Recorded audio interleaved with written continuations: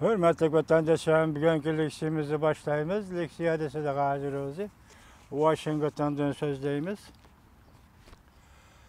Bugün leksiya sözleştim. Burunçki üç kız gep kalaylı. Hazırkı vaziyet. Tünügünkü 3 gün avvalkı vaziyet. Mesela Suriye'ye Amerika Qo'shma Shtatlar, Fransiya, Angliyalarning hujum qilish shaklida ximiya qurollarni ishlatgan Asad hukumatiga zarba berganligidan iborat paydo bo'lgan vaziyat asosiyatdan oxirlashdi deyli.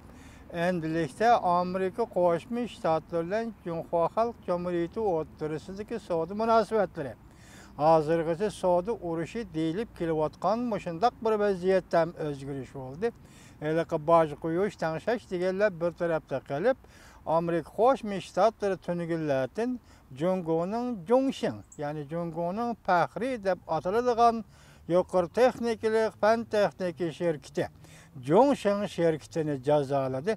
U shirkatga bundan keyin Amerikaning Google shirkati Android deydigan qandaqdir bir asbobni uningga setib bermaydigan bo'ldi. Vaqt chektimisi 7 yil. Demak, hozir tor betlarda Xitoyning gapida Jungoning yuqori fan texnikalik shirkati Jongshin gumron bo'ldi. Ening keyindan navbat Huawei shirkati keladi deyishyapti.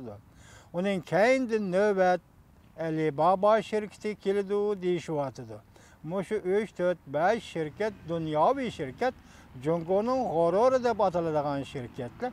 Ularning maqsadi ilm-fan tadqiqoti va texnika tadqiqoti bilan shug'ullangan shirkatlar.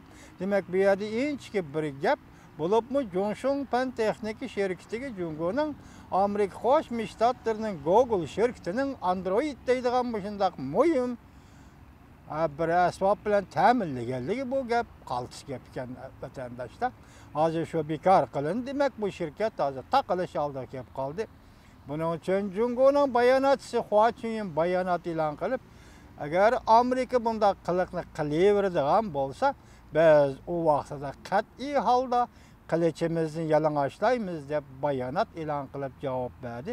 Hozir ikki davlat o'rtasidagi savdo munosabatlariga bog'liq holda texnika inqilobi, ya'ni 4-qatimliq dunyoviy texnika inqilobiga kim yetakchilik qiladi degan shundaq raqobatchilik boshlandi. Mavzuga kelaylik endi. 3 elish. Prezident Trump Jungo va Rossiya provodni tizginlamoqchi deb aybladi. Mavzuli xabar 4-oyning 16-kuni Fransiya xalqaro radio stansiyasi Xitoy til programmasi e'lon qilindi. Ondan Vanbi torbeta ko'chirildi. Amerika Qo'shma Shtatlarining prezident Trump haftaning 1-kuni Twitterda fikr qoldirib, Rossiya bilan Jungoni Amerika pulining o'sim normasini o'stirayotganda Rossiya bilan Jungo pulining qimmatini tushadi deb aybladi. Prezident Trump Twitterda fikr qoldirib, mundaq ko'rsatdi. Rossiya bilan Jungo pul kursini tushirish o'yini o'ynayotdi. Amerika bo'lsa pulning o'simini o'stirayotdi. Bu hol kishilar qabul qila olmaydigan bir holdir. Reuters mundaq ko'rsatdi. Nazariya jihatdan qaraganda pulning qimmatini tushirish davlatning eksport savdosiga foydasi bo'ladi. Pulning o'simini o'stirish, pulning qimmatini o'stirish kelib boradi. Albatta bu davlatning eksport savdosiga salbiy ta'sir ko'rsatadi. Prezident Trump vazifaga o'tirgan 1 yildan beri dollar davomli ojiz bo'lib keldi. Dollar jumladan xalq puli hamda rublini o'z ichiga olgan bir qancha davlatning pul birligi provod o'simi davomli tuvallab ketdi. 2017-yili 1-oydan beri Amerika dollarining xalq puliga tegishilishi 8.6% bo'lib keldi. 2017-yili 1-oydan beri Amerika dollarining xalq puliga tegishilishi 8.6% bo'lib keldi. Takror olib qoldi, kechiringlar. Rublining dollarga tegishilish nisbati 4% tushib ketdi. Yevropa İttifaqı va Amerika yaqinqi bir haftadan beri Rossiyaga embargo yurgizyapti. 9-cı günüdən 10-cu günügacha 2 gün içində rublinin qiyməti 8-də 4% düşüb qaldı. Dollarның qimmat ko'rsatkichi Prezident Trump vazifəyə o'tirgandan beri 11'də 2% tövəllab ketdi. Gerçi Amerika Qo'shma Shtatlarining prezidenti Rossiya bilan Jungoni pulni kontrol qilguvchi davlat deb ayblasa-mu, Amerikaning Moliya ministriga o'tgan hafta e'lon qilgan doklati yuqorqi davlatlarni pulni kontrol qilguvchi davlat deb aybladi. Wall Street gazetining obzorida mundaq ko'rsatildi.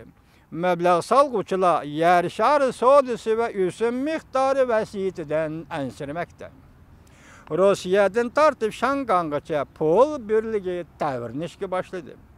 Bundaq ahvol ostida bundan biron asosiy jihatdan paychak bahosi tushib ketishdan va qarz holining ta'siriga uchramagan privat bozori muqarrar ta'virlash paydo bo'ldi. Geopolitik siyosat jiddiy harorat bilan o'rlayotgan bir paytda o'tgan haftadan boshlab Rossiya rubli Qozog'iston jangisi, Xitoyli bu Qozog'istonning tangisi jangisi deydi ekan, bu Qozog'istonda Qozoq tangisi deb ataladi. Tangisi qatorliq yana boshqa pul birliklarining qiymati tushishga boshladi. Ba'zi obzorchilar Amerika Jungo o'tirisida savdo urushi hozir dal pul birligi urushi qarab ilgirlayotdi. Amerika Bloomberg agentligi navbatda xabardor kishilarning xabarlaridan naql keltirib, mundaq ko'rsatdi. Jungoning amaldorlari pulning qimmatini tushirish orqali Amerika qo'zg'agan savdo urushiga taqobil turishni baholayotdi, o'ylayotdi. Amerika Qo'shma Shtatlari Prezident Trumpning savdo siyosati va suhbat siyosati maslahatchilar komitetining a'zosi Berkson Amerika matbuotiga mundaq ko'rsatdi. Agar Jungo mushundaq qilishni o'ylaydigan bo'lsa, u chaqda Amerika intayin qattiq inkas qaytardi. Yana bir xabar, mavzu mundaq. Amerika Jungo savdo talash tortishi bozorni echib etishgili emas. Yana bir. Diqqat, mavzu mundaq. Amerika Jungo savdo talash tortishi bozorni echib etishli emas. Yana bir. Ko'p chekkan. Mavzuli xabar 4-ayning 16-kun Amerika ovozining Xitoy til programmasi e'lon qilindi. Xabar mundaq boshlandi. Jungoning raisi Xi Jinping o'tgan hafta bu iqtisod munbarida Jungo iqtisodini texmi echib etish to'g'risida chaqiriq qildi.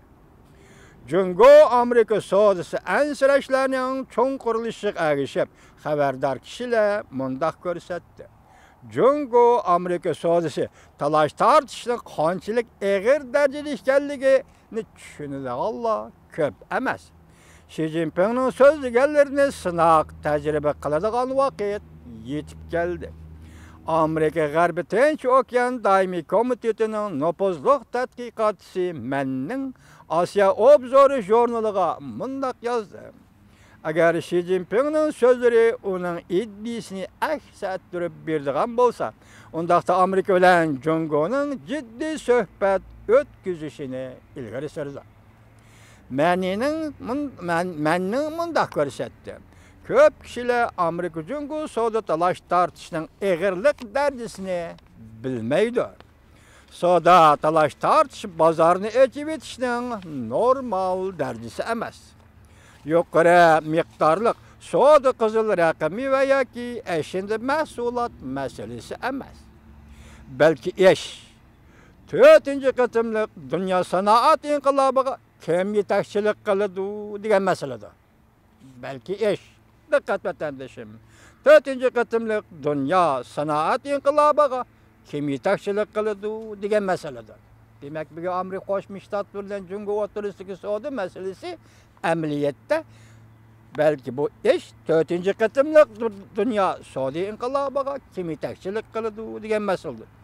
20-ci əsrinin 90-cı illərdən başlap internetnin dünyaya gelişi və ilim fən dolqunudan keyin yetəkçilik orunğa çıxqan əqli iqtidar, maşina adam, sallıq məlumat, 317 nusxalar, keçirinlər 317 dedim keçirinlər ama 3 və D nusxalaş texnikisi, yeni material və biologiyalik texniki qatarlıq sahalarının tərəqqiyatını ilgiri sürdü.